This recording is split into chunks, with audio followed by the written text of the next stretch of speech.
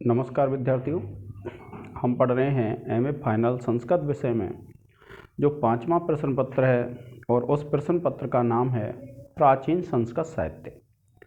और ये जो प्राचीन संस्कृत साहित्य नाम का जो प्रश्न पत्र है उसमें आज हम पढ़ेंगे जो कवि बिल्हण हैं उनका जो विक्रमांक देवचरितम है। और उस विक्रमांक देवचरितम में विद्यार्थियों जो प्रथम सर्ग है उसका 19वां श्लोक। और इसमें जब अपने काव्य की भूमिका बना रहे हैं बिल्हण तो तब क्या कहते हैं, देखिए कि उल्लेख लीला घटना पटूनाम सचेतसाम वैकटिकोपमानाम विचार सरणोपट्टिकासु मत्सूक्ति रत्नान्य अतिथि भवन्तु। क्या कहते हैं, देखिए कि उल्लेख लीला, उल्लेख क्या होता है, उल्लेख करना, अर्थात उल्लेख से तात्पर्य होता है कविता लेखन करना, रत्नों को घिसना, इन अर्थों में आ जाता है। उल्लेख लीला से तात्पर्य क्या है, उल्लेख करना अर्थात जो रचना करना। और अगर हम अन्य अर्थ में लेंगे तो उन रत्नों को घिसना, ये अर्थ होता है। घटना पटूनाम यानी इन घटनाओं में जो चतुर हैं, सचेतसाम जो सचित्त वाले व्यक्ति हैं, सचेतसाम वैकटिकोपमानाम यानी जो वैकटिक हैं, वैकटिक उपमानाम यानी जो वैकटिक की उपमा वाले हैं ऐसे। तो क्या कहा, वैकटिका उपमानाम, वैकटिक बोलते हैं जो रत्नों की परीक्षा करते हैं। तो रत्नों की जो परीक्षा करने वाले होते हैं, कौन होते हैं रत्नों की परीक्षा करने वाले? रत्नों की परीक्षा करने वाले जो व्यक्ति होते हैं उनकी जो उपमा वाले हैं, ऐसे जो कवि आदि हैं। विचार साणों पर, देखिए विचार कहते हैं विचारों को, साण कहते हैं कसौटी, और साण कसौटी को कहते हैं, उपल कहते हैं पत्थर, और पट्टिकासु यानी साण की यानी खराद की जो पट्टिकाएं होती, पत्थर की पट्टिकाएं होती हैं उन पर मत सूक्ति रत्नानि अतिथि भवन्तु, कि मेरे जो सूक्ति रत्न हैं वे अतिथि हों। क्या कहता है कवि? कवि यह कहता है कि जो विद्वान व्यक्ति हैं और वह जो विद्वान व्यक्ति हैं उनकी जो विचार शक्ति है, उन विचार शक्तियों में मेरी जो सूक्ति रत्न हैं वे क्या बने, मेरे जो सूक्ति रत्न हैं वो उसमें क्या बने, अतिथि बने। यानी जो विद्वान व्यक्ति हैं वो मेरे सूक्ति रत्नों का क्या करें, परीक्षण करें, इस प्रकार से कवि कहता है। तो देखिए क्या कहा है कि मत सूक्ति रत्नानि, के मेरे जो सूक्ति रत्न हैं वह जो विद्वान व्यक्ति हैं उनकी दृष्टि में, विचार शक्ति में उनके अतिथि बने। अर्थात जो विद्वान व्यक्ति हैं वह मेरी इन सूक्तियों को अध्ययन करें, उन पर विचार विमर्श करें। और किस प्रकार से विचार विमर्श करना है? जिस प्रकार से एक रत्नों की परीक्षा करने वाला व्यक्ति रत्नों की परीक्षा करता है, किस पर? कसौटी पर।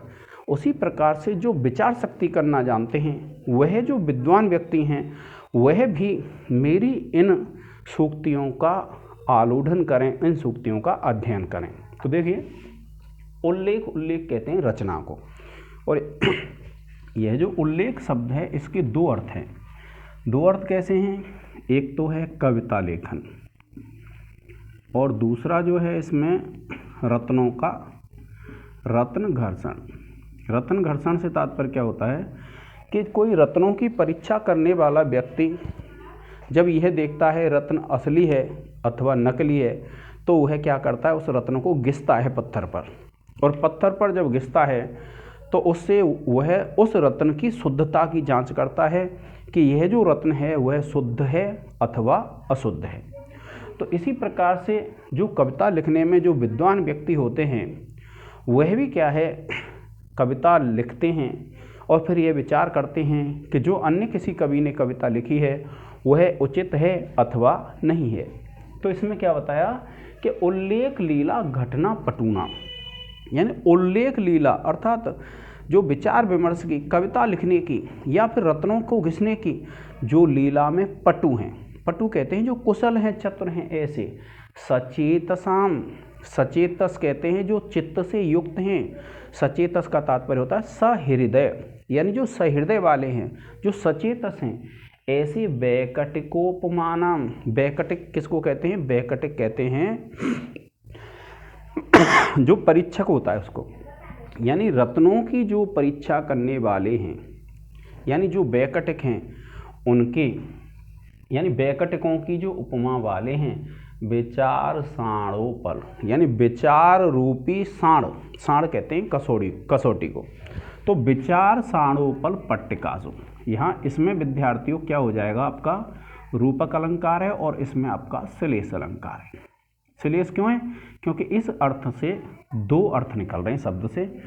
अब क्या है, वैकटिकोपमानम, यहाँ पर जब आप पढ़ेंगे तो कौन सा अलंकार है, उपमा अलंकार है।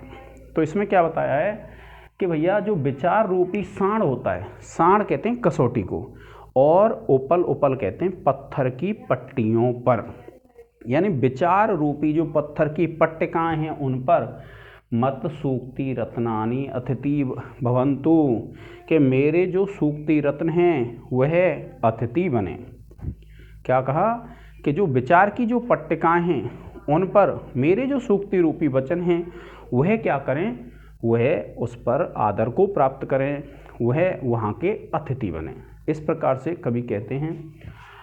अब देखिए इसमें क्या बताया है कि जो तुलना की गई है वो दो चीज़ों से की गई है। तो एक जो तुलना थी आपने देखी वह क्या थी, एक लिया इसने रत्न, तो रत्न की जो परीक्षा करने वाला व्यक्ति होता है, जो कुशल परीक्षक होता है, तो रत्नों की परीक्षा का कार्य किसको दिया जाता है, जो रत्नों की परीक्षा करने में कुशल है। उसी प्रकार से जो काव्य की रचना करने में जो कुशल व्यक्ति होते हैं वह इन मेरी सूक्ति रूपी रत्नों को ग्रहण करें, अर्थात मेरे जो सूक्ति रूपी रत्न हैं वह उनके अतिथि बने। तो क्या कहा देखिए कि घिसने की क्रीड़ा की रचना में जो निपुण रत्न परीक्षक हैं उनके समान ही जो कविता लेखन में की क्रीड़ा में जो दक्ष होते हैं, ऐसे सहृदय आलोचकों के विचार रूपी साण पत्थर की पट्टिकाओं पर मेरे जो काव्य रूपी रत्न हैं वह क्या है, उपस्थित हों। तो इस प्रकार से क्या है, कवि क्या कहता है कि जो मेरे जो काव्य रूपी जो रत्न हैं उनकी विचार रूपी पट्टिकाओं पर। अब देखिए अब क्या कहते हैं, जब आपने देखा, जब विशेष लिखेंगे आप विद्यार्थियों, तो विशेष लिखेंगे तो सबसे पहले जब ये नंबर 1 डाल के लिख देंगे, इस पद्य में उपजाति छंद है,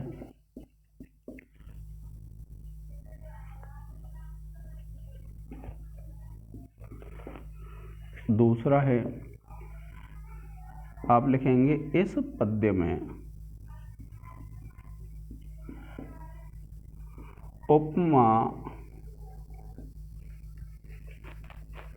श्लेष और रूपक अलंकार है।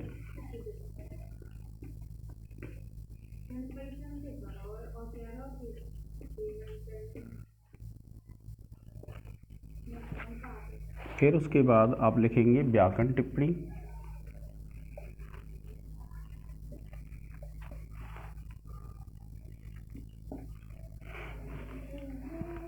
व्याकरण टिप्पणी जब आप लिखेंगे तो देखिए आप लिखेंगे वैकटिकोपमानाम, वैकटिकोपमानाम,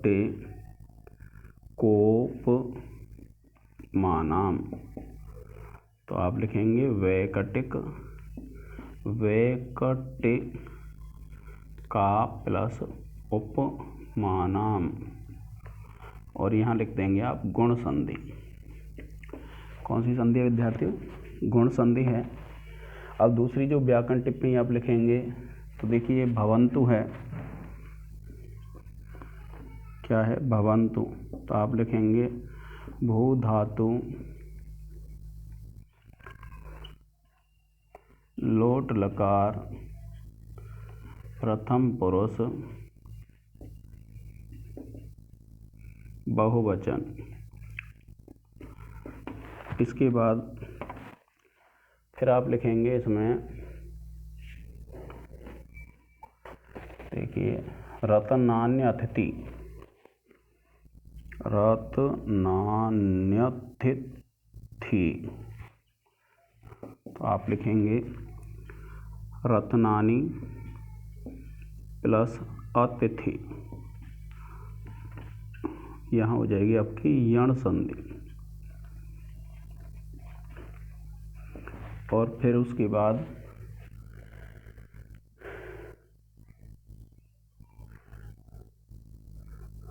आप लिख देंगे रत्नानि। तो आप लिखेंगे रत्न शब्द है प्रथमा विभक्ति बहुवचन।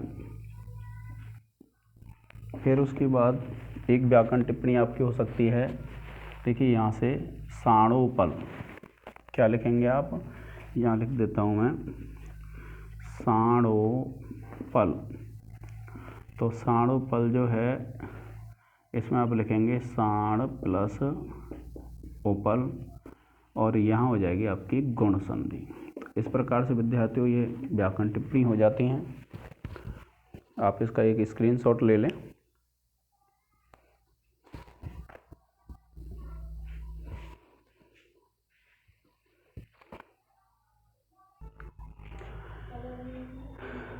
अब देखिए विद्यार्थियों, यह जो हमारा प्रकरण चल रहा है विक्रमांक देव का, यह हमारा 20वां श्लोक है।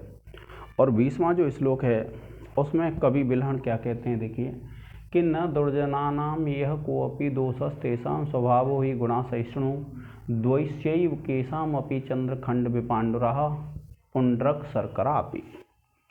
इसमें क्या बताया है, कवि कहते हैं कि जो दुर्जन व्यक्ति होते हैं, दुर्जन व्यक्तियों का यह स्वभाव होता है कि वह दूसरों के गुणों में भी दोष देखते हैं। क्या बताया कि जो दुर्जन व्यक्ति होते हैं उनका स्वभाव होता है कि दूसरों के अगर गुण होंगे तो उसमें भी वे क्या देखते हैं, दोष देखते हैं। तो इसमें उनकी गलती नहीं है। क्यों नहीं है उनकी गलती? क्योंकि उनका स्वभाव ऐसा ही होता है, और जिस व्यक्ति का स्वभाव जैसा होता है तो स्वभाव बदलता नहीं है।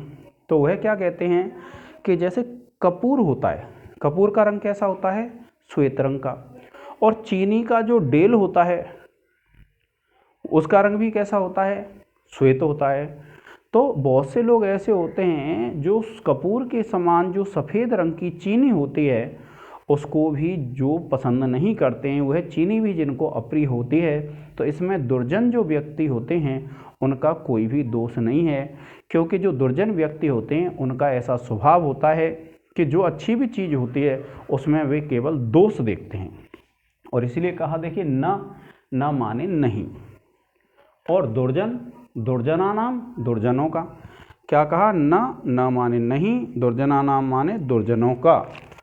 क्या कहा, न माने नहीं, दुर्जनानाम माने दुर्जनों का। यह माने इस विषय में कोऽपि दोषः, कि इस विषय में दुर्जन व्यक्तियों का कोई भी दोष नहीं है। स्वभावो ही गुणाशिष्णु, क्या कहा कि तेषाम स्वभावो ही, तेषाम कहते हैं उनका स्वभाव ही, गुणा सहिष्णु हुआ कि गुणों को सहन नहीं करने वाला होता है। कि जो दुर्जन व्यक्ति होते हैं उनका स्वभाव ही ऐसा होता है जो किसी के गुणों को सहन नहीं कर सकता है। तो इसलिए कवि क्या कहते हैं कि अगर दुर्जन व्यक्ति किसी चीज़ को सहन नहीं करते, जो दोषों में गुणों को देखते हैं, तो इसमें उनकी गलती नहीं है, क्योंकि उनका जो स्वभाव होता है, उनका स्वभाव ही ऐसा होता है कि वे दूसरों के गुणों में दोष देखते हैं। कैसे? तो देखिए, द्वेष्यैव, द्वेष्य के समान, केषामपि, किसी भी, चंद्रखंड विपांडुरः, चंद्रखंड कहते हैं चंद्रमा जिस प्रकार का होता है उसी प्रकार का जो विपांडुर कहते हैं जो श्वेत रंग का होता है, पुंड्रक शर्करा अपि। पुंड्रक कहते हैं एक पिंड, एक संगठन, एक डेल, किसका? शर्करा। शर्करा कहते हैं चीनी का। अगर चीनी का एक खंड है और वो किसके समान श्वेत है, वह कपूर के समान श्वेत है। यानी चीनी का एक खंड जो कपूर के समान श्वेत है, वह भी जिन व्यक्तियों को अच्छा नहीं लगता है, ऐसे व्यक्ति कुछ ऐसे होते हैं जिनका दोष देखना ही स्वभाव होता है, तो उनमें उनका कोई भी दोष नहीं है। और इसीलिए कहा कि न दुर्जनानाम यो कोपी दोष, कि इस विषय में दुर्जनों का कोई भी दोष नहीं है। किस विषय में?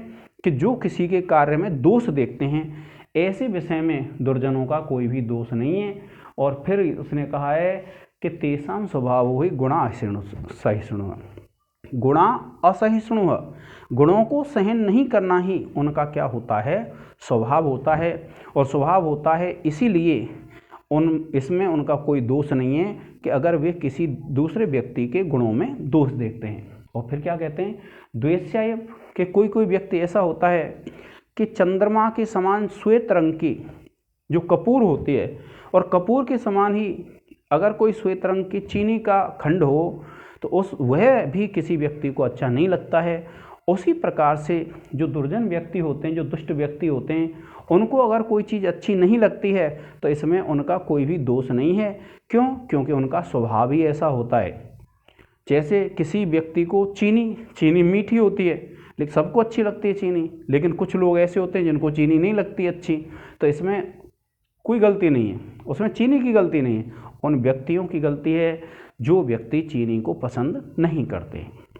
तो अब इसमें क्या है, देखिए जब आप लिखेंगे यहाँ, मान लीजिए आपने लिख लिया विशेष, तो दो चीज़ें तो आप लिख ही देंगे। एक तो हो गया उपजाति छंद, क्या लिखेंगे आप? लिखेंगे इस पद्य में उपजाति छंद है। अब दूसरा लिख देंगे इसमें विद्यार्थियों उपमा अलंकार। कौन सा है? उपमा अलंकार है। क्यों है उपमा अलंकार? क्योंकि चंद्र खंड से इसकी उपमा दी गई है। अब उसके बाद व्याकरण देख लीजिए। अब देखिए व्याकरण में क्या कहते हैं, व्याकरण जब टिप्पणी आप पढ़ते हैं, और व्याकरण जो टिप्पणी होती है उसमें देखिए, जैसे हम मान लीजिए हम ले लेते हैं पहला कोपी, क्या है? कोपी है, तो आप लिखेंगे को प्लस अपी, और यहाँ हो जाएगी आपकी पूर्व रूप संधि, पूर्व रूप संधि। फिर उसके बाद आप दूसरा देखेंगे, दूसरे में देखिए ये लिख लेंगे द्वैशैव, तो आप लिखेंगे द्वैस्या प्लस एव,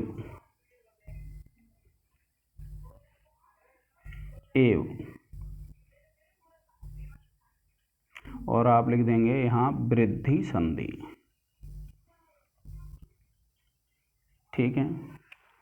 फिर उसके बाद देखिए आप लिखेंगे सरकरापे, तो आप लिखेंगे सरकरापे, तो आप लिखेंगे सरकरा प्लस अपी, और यहाँ पर हो जाएगी आपकी दीर्घ संधि। फिर उसके बाद देखिए आप लिखेंगे आगे, तो आप आगे इसमें क्या लिखेंगे? दोषस तेषाम, क्या लिखेंगे? दोषस तेषाम, आप लिखेंगे दोषः प्लस तेषाम, और आप लिख दिए विसर्ग संधि, क्या लिख देंगे? विसर्ग संधि। तो इस प्रकार से क्या विद्यार्थियों आप इसका वर्णन कर देंगे। और अब आगे वाला जो श्लोक है इसका एक स्क्रीनशॉट ले लें। तो जो आगे वाला जो श्लोक है उसको देखते हैं। अब देखिए जो हमारा 21वां श्लोक है, और 21वां जो श्लोक है, तो देखिए 21वें श्लोक में कवि क्या कहते हैं? 21वां जो श्लोक है कवि कहते हैं, देखिए सहोदराः कुंकुम केसराणाम भवन्ति नूनम कविता विलासा न शारदा देशम अपास्य दृष्टस्तेषाम यदन्यत्र मया प्ररोह। क्या कहा है? अब देखिए कि सहोदर किसको बोलते हैं? जो एक ही उदर से जन्म लेता है उसको कहते हैं हम सहोदर। कुमकुम केसराणाम, यानी कुमकुम के जो केसर होते हैं, क्या कहा, कुमकुम यानी कश्मीर रजस्य। कश्मीर रज को क्या बोलते हैं हम, कुमकुम बोलते हैं। तो क्या कहा, सहोदराः अर्थात सहोदर हैं, कुमकुम केसराणाम, कुमकुम के केसरों को। कुमकुम किसको बोलते हैं, जो कश्मीर में पाए जाने वाले रज होते हैं उनको बोलते हैं कुमकुम। तो इसमें क्या कवि क्या कहता है कि सहोदराः यानी सहोदर हैं, कुमकुम केसराणाम कुमकुम के केसरों के, भवंती होते हैं, नूनम कविता विलासाः कि निश्चित रूप से जो कविताओं के विलास हैं वे क्या हैं, वे जो कविताओं के विलास हैं वे कुमकुम के सहोदर हैं। क्यों कि न शारदा देशम अपास्य, शारदा कहते हैं कश्मीर को, कि न शारदा देशम अपास्य, कि न माने नहीं, शारदा देशम अपास्य कश्मीर देश को छोड़ करके, दृष्टः देखा है, तेषाम उनका, यद अन्यत्र मया प्ररोह कि मेरे द्वारा उनका दूसरी जगह प्ररोह, उनकी उत्पत्ति दूसरी जगह नहीं देखी गई है। तो मैं तो यह सोचता हूँ कि जो कविता के विलास होते हैं वे कुमकुम के सहोदर होते हैं। क्यों, क्योंकि कुमकुम का जो रजकण होता है वह कश्मीर में उत्पन्न होता है, मैंने कश्मीर के अलावा दूसरे स्थान पर नहीं देखा है। उसी प्रकार से जो ये कविता के विलास होते हैं वे भी क्या है कि जो विद्वान व्यक्ति होते हैं उनके पास ही होते हैं। तो इसलिए कहा कि कविता के जो विलास हैं निश्चय ही कुमकुम केसरों के सगे भाई हैं, क्योंकि मैंने शारदा के अर्थात जो सरस्वती होती है, शारदा कहते हैं सरस्वती को, तो सरस्वती का जो देश है कश्मीर उसको छोड़ करके अन्यत्र मैंने कुमकुम के फूलों को उगना नहीं देखा है। वो क्या होते हैं कि उसके सहोदर होते हैं। अब इसमें ये बताया गया है कि इसका जो भाव है वो क्या है, कश्मीर को छोड़ करके अन्य किसी भी देश में कविता विलास और केसरों की सत्ता नहीं पाई जाती है, इसलिए वे एक ही देश की संतान होने के कारण सहोदर अर्थात भाई हैं। कवि वास्तव में यह कहना चाहता है कि कश्मीरी कवियों को छोड़कर अन्य कोई भी कविता करना नहीं जानता है। क्या बताया कवि ने कि ऐसे समझिए कि उनको छोड़ करके कोई भी ऐसा कवि नहीं है जो कविता करना जानता है, क्योंकि कुमकुम शारदा के देश में, अर्थात शारदा किसको बोलते हैं, सरस्वती को बोलते हैं। तो सरस्वती को शारदा बोलते हैं, तो वो क्या कहते हैं कि जो शारदा होती है, सरस्वती का देश कौन सा माना जाता है, कश्मीर माना जाता है। तो इस कवि के अनुसार जो विद्वान व्यक्ति हैं वह कहाँ पर निवास करते हैं, कश्मीर देश में निवास करते हैं। और इनका मानना यह है कि कश्मीर के अलावा कोई भी व्यक्ति ऐसा नहीं है जो काव्य की रचना कर सकता है। तो इसलिए कवि ने क्या कहा कि जो शारदा का देश है उसमें क्या चीज़ उत्पन्न होती है, कश्मीर में कुमकुम होते हैं, और कुमकुम जब उत्पन्न होते हैं तो इन्होंने क्या बताया है, इसी प्रकार से जो कविताएं हैं, जो काव्य है वह भी कहाँ पर उत्पन्न होता है, वह भी कश्मीर में ही उत्पन्न होता है। और इसलिए इन्होंने क्या कहा है कि ये दोनों एक ही हैं, क्योंकि कुमकुम भी कश्मीर में उत्पन्न होता है और जो काव्य है, कविता है, वह भी कश्मीर में उत्पन्न होती है। तो इसलिए क्या है कि ये दोनों एक ही पेट से जन्मे हुए अर्थात सहोदर हैं, भाई बहन हैं या फिर भाई भाई हैं। तो ये देखिए, सहोदराः कुमकुम केसराणाम के ये कुमकुम के केसरों के सहोदर हैं। कौन, कविता के विलास। भवंती, भवंती माने होते हैं, नूनम निश्चित रूप से, न शारदा देशम अपास्य, ना ही शारदा, शारदा कहते हैं सरस्वती को, देशम अपास्य यानी सरस्वती के देश को छोड़ करके, दृष्टः देखा गया है, तेषाम यद अन्यत्र मया प्ररोह कि मेरे द्वारा उनका कहीं भी उत्पत्ति होना नहीं देखा गया है। उसी प्रकार से जो काव्य होता है, काव्य में जो रचना होती है उसकी रचना भी कश्मीर क्षेत्र को छोड़ करके दूसरे स्थान पर देखी नहीं गई है। तो इसलिए कवि क्या कहता है कि जो कश्मीर है, कश्मीर में ही कविता करने वाले विद्वान हैं, दूसरे स्थानों पर उसका अभाव है। तो यहाँ पर क्या है, जब आप देखते हैं तो यहाँ कारण कार्य संबंध बताया है, तो आप इसमें जो विशेष लिखेंगे, विशेष में आपको सबसे पहले तो क्या लिख देना है इसमें कि उपजाति छंद लिख देंगे आप। इस पद्य में क्या है, उपजाति छंद है। फिर आप दूसरा नंबर डाल के आप लिख देंगे इसमें काव्य लिंग अलंकार है। कौन सा अलंकार है, काव्यलिंग अलंकार है। पूरी पंक्ति लिखनी है आपको, और यहाँ आपको लिखना है कौन सा छंद है, उपजाति छंद है। अब इसके बाद आप लिखेंगे व्याकरण। तो देखिए व्याकरण टिप्पणी में जब आप लिखते हैं तो मान लीजिए पहली व्याकरण टिप्पणी लिख देता हूँ मैं, भवंती है। कौन सा है, भवंती। तो आप लिखेंगे भू धातु लट लकार प्रथम पुरुष और बहुवचन हो जाएगा। ठीक है। अब देखिए दूसरा जो है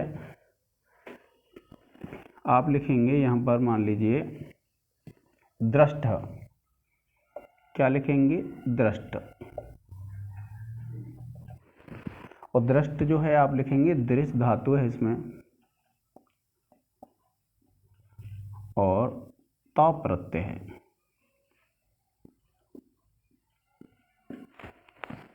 इसके बाद देखिए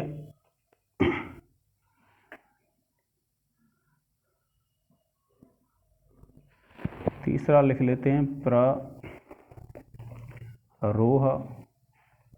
तो आप लिखेंगे प्र उपसर्ग है, रूह धातु है, और प्लस घय प्रत्यय है। फिर उसके बाद चौथा है, चौथे में लिखेंगे आप लिखेंगे कविता विलास। तो आप लिख देंगे कवितायाः विलासः, और यहाँ लिख देंगे आप तत्पुरुष समास। इसके बाद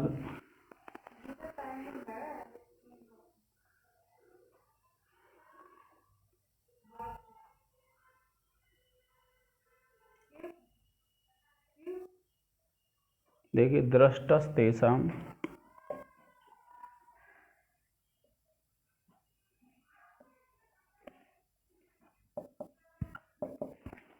तो आप लिखेंगे दृष्टः प्लस तेषां, और आप लिख देंगे यहाँ विसर्ग संधि।